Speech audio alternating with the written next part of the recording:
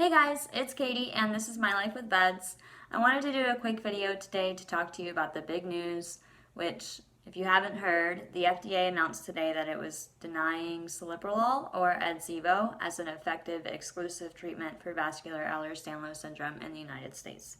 And if you don't have the background on this, I encourage you to go look at it. The data that we have on Celiprolol in vascular Ehlers-Danlos syndrome patients is kind of torn. So we had one study which was called the BEST trial, BBEST, back in 2010 in France, and that trial has a lot of controversy around it because partway through the trial they tested people with genetic testing and found that a third of them didn't actually have vEDS. So that trial only involved, I think, 53 confirmed patients with vEDS. And then there was a recent long-term observational study that came out that I did another video on. And that one, the researchers concluded that they couldn't conclude whether or not Celiprolol was effective in patients with vEDS. So those are the two studies that I know of that we have for Celiprolol.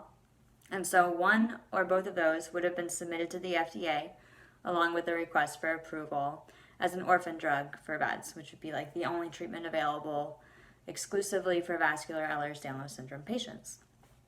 And it's a real bummer that we don't have an FDA-approved treatment. I think this was the first one that I know of that has gone to the FDA as a potential, exclusive treatment for vEDS, and it was denied. So we still don't have a treatment, and we still don't have a cure, and that sucks. But kudos to the FDA, because I think in some ways this is definitely looking out for us.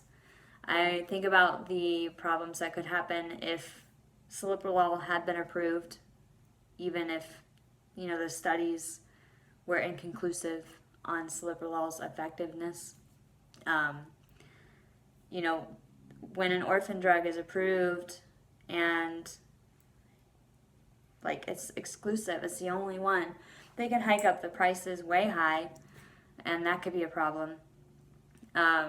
It could discourage further trials for Celiprolol. It could discourage other trials for other potential medications, and people could think that it's the end-all treatment for vEDS, and maybe it's not doing anything. And I think there's mouse model data out there that shows that that Celiprolol might actually be harmful in mice with vEDS.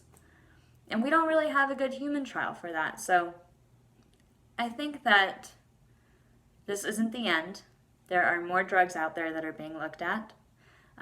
Hopefully Acer Therapeutics will get a better trial for Celiprolol to really prove that it's effective. I'd be really, really interested in the data on that. And I'd be really interested to see other medications in a trial. There are other beta blockers out there. There are other classes of medications. This isn't the end. So just wanted to share my thoughts on it. I hope y'all are doing okay with the news. I know that it's a real bummer not having a treatment. And I hope that no one is getting too down about this, because you can still get Celiprolol if you believe in the drug from outside the United States.